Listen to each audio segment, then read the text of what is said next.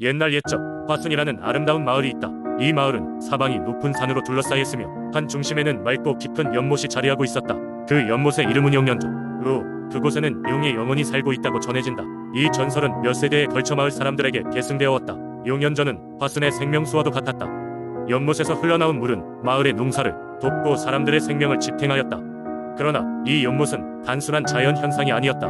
마을 사람들은 연못에 사는 신비한 용의 이야기를 부모로부터 자녀에게 전해졌으며 이는 단순한 전설이 아니라 화순 사람들의 신실한 믿음의 대상이었다. 전설에 따르면 용은 하늘에서 벌을 받고 내려온 존재로 처음에는 오랜 세월 동안 갇혀 있었다.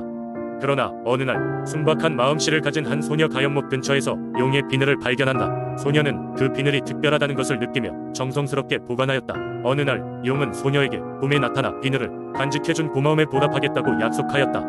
그 이후 마을에 큰 재앙이 닥쳤다. 가뭄으로 인해 농작물은 시들고 사람들은 물 부족으로 고통을 겪었다. 절망에 빠진 사람들은 어디서도 희망을 찾을 수 없었다. 소녀는 연못에 다가가 용에게 도움을 청하며 간절히 기도했다. 그 순간 하늘에서는 폭우가 내리기 시작했고 연못의 물은 넘쳐 흘러 마을을 축복하였다. 그 사건 이후 마을 사람들은 연못을 신성시하고 용의 은혜에 보답하기 위해 매년 제사를 지내기 시작했다. 용연전은 그때부터 화순 사람들의 계수의 존재로 자리 잡았으며 사람들은 매해마다 연못 근처에서 제사를 지내고 마을의 풍족과 평화를 빈다. 사람들은 때때로 용연저의 연못 근처에서 사라져간 용의 비늘을 보았다는 이야기도 전한다. 그 비늘은 누구라도 발견하게 되면 용의 축복을 받게 되고 일생 동안 행운이 따라온다고 한다.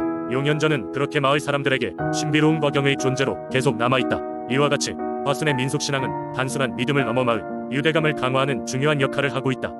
그 신앙은 용의 영혼이 언제나 마을을 지키고 보호하고 있다는 안도감을 주며 오늘날까지도 화순 사람들의 삶의 깊숙이 뿌리 내리고 영향을 미치고 있다. 두 번째 이야기. 옛날 옛적 첩첩산중과 푸른 바다로 둘러싸인 고흥 땅에는 온갖 신비로운 이야기들이 전해져 내려왔습니다. 그 중에서도 사람들 사이에 오래도록 회자되던 것은 덤푸른 바다의 깃든물의 신령 이야기입니다. 고흥의 한 작은 어촌 마을은 고요하고 평화로웠습니다. 사람들은 가족 같은 공동체를 이루며 바닷가에서 고깃잡이를 하며 삶을 영위했습니다. 하지만 특정 계절이 되면 어김없이 해일이 닥쳐 마을이 큰 피해를 입기도 했습니다. 마을 장로들은 해일이 닥칠 때마다 이 모든 것은 바다 속에 살고 있는 물의 신령이 일으키는 것이라 믿었습니다. 마을 사람들은 해일로 인한 피해를 막기 위해 매년 물에 제사를 지내기 시작했습니다. 제사 의식은 새벽이 오기 전 먼 바다까지 작은 배를 젓고 나가 바다의 심장이라 불리는 그곳에 공양물을 바치는 것이었습니다. 전해지는 바에 따르면 이때 물의 신령이 모습을 드러내곤 했다고 합니다. 어느 해 유난히 잦은 해일과 폭풍으로 인해 마을은 큰 위기에 처하게 되었습니다. 생업인 어업은 거의 불가능할 지경에 이르렀고 식량 부족까지 발생했습니다. 절박한 마음에 마을 사람들은 물의 신령에게 특별한 제사를 올리기로 했습니다. 그해 제사 의식은 마을에서 가장 용감하다고 소문난 청년에 의해 진행되었고 사람들은 그가 바다로 나가는 모습을 지켜보며 두 손을 모았습니다. 바다는 유난히도 고요했습니다. 청년은 신령이 있다는 바다의 심장에다 다르자 조용히 공양물을 내려놓고 신령에게 참회하며 마을의 안녕을 빌었습니다. 그 순간 바닷속 깊은 곳에서 빛나는 형체가 서서히 떠오르기 시작했습니다. 형체는 본 물결 속에서 여성의 모습을 이루었고 그 눈빛은 서늘했지만 사려 깊었습니다. 청년은 물의 신령에게 마을 사람들의 간곡한 바람을 전했습니다. 신령은 그 말을 들은 후 조용히 고개를 끄덕였고 이내 바다로 돌아갔습니다. 신기하게도 그날 이후로 마을은 더 이상 큰 해일에 시달리지 않았습니다. 고흥의 사람들은 이를 물의 신령의 자비로 여겼고 이후로도 매년 이 특별한 제사를 정성스럽게 지냈습니다. 그리고 그 전설은 세월이 지나도 전해져 내려오며 고흥 땅의 민속신앙 중 하나로 자리 잡게 되었습니다.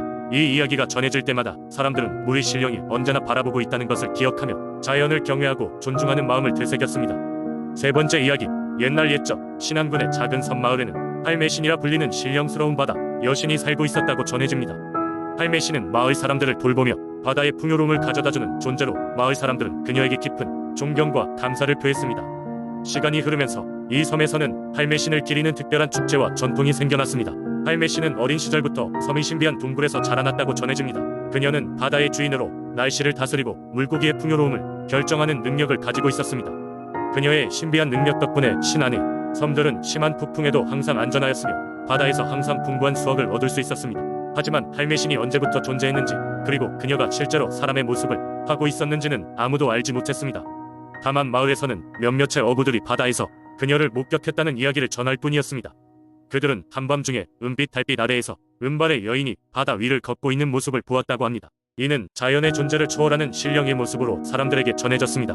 마을 사람들은 바다의 은혜를 잊지 않기 위해 매년 할매신을 위한 축제를 열었습니다. 축제는 매년 음력 7월 보름에 열리며 마을 사람들은 새로 수확한 고기와 농작물로 제사를 올립니다.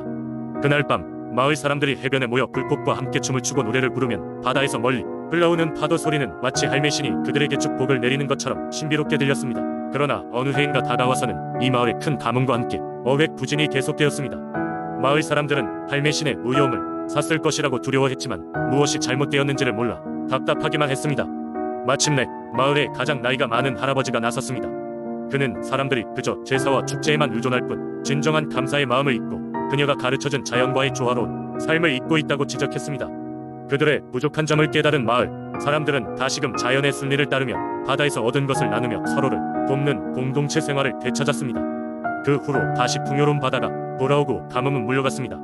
마을 사람들은 더 깊은 감사의 마음으로 할매신을 기리며 그녀가 가르쳐준 삶의 지혜를 후손들에게 전하기로 다짐했습니다. 그리하여 신안의 할매신 전설은 단지 풍요를 기원하는 이야기 그 이상으로 인간과 자연 그리고 신성한 존재와의 조화로운 관계를 다시금 생각하게 만드는 교훈적인 이야기로 자리잡게 되었습니다. 이 이야기는 지금도 신안의 섬마을 사람들 사이에서 전해 내려오며 그들에게 자연과 함께 살아가는 법을 일러주는 소중한 교훈으로 남아 있습니다. 네 번째 이야기. 아주 오래전 전라북도 익산의 한 작은 마을에는 특별한 신앙이 자리잡고 있었습니다. 이 마을은 산과 들판으로 둘러싸여 있어 농사가 주된 생계 수단이었지만 이상하게도 해마다 풍작과 흉작의 기복이 심했습니다.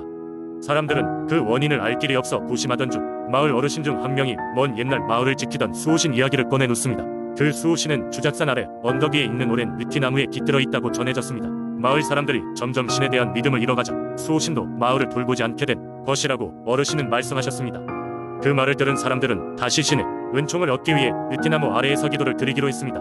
마을 사람들은 매년 초봄이 되면 마을에서 가장 정성스럽게 농사를 준비하고 수확한 첫 곡식을 느티나무 아래에 바쳤습니다. 그리고 그 첫 번째 제사의 날 마을 사람들은 이를 축제일로 삼아 아침 일찍부터 느티나무 아래에 모여 음악과 춤으로 기쁨을 나누었습니다.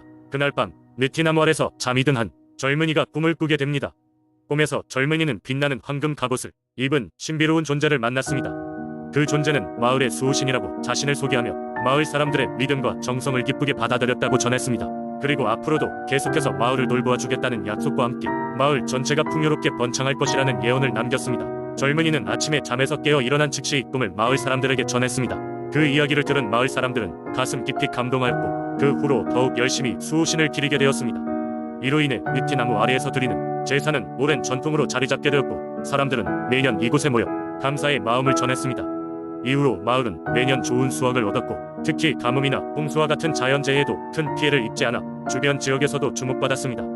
시간이 흐르며 마을은 익산에서 가장 풍요로운 곳 중 하나로 성장했고 이는 마을의 신비로운 수호신 덕분이라는 믿음이 확고해졌습니다.